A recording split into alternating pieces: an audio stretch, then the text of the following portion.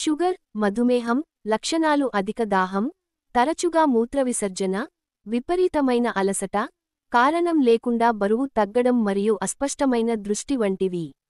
ఈ లక్షణాలలో ఏవైనా గమనించినట్లయితే వైద్యుడిని సంప్రదించడం ముఖ్యం. సాధారణ షుగర్, మధుమేహం లక్షణాలు: అధిక దాహం ఎక్సెసివ్ థర్స్ట్, ఎక్కువ దాహం వేయడం.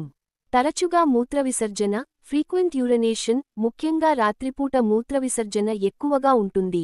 తీవ్రమైన అలసట ఎక్స్ట్రీమ్ ఫటీగ్, ఎప్పుడూ అలసిపోయినట్లు అనిపించడం.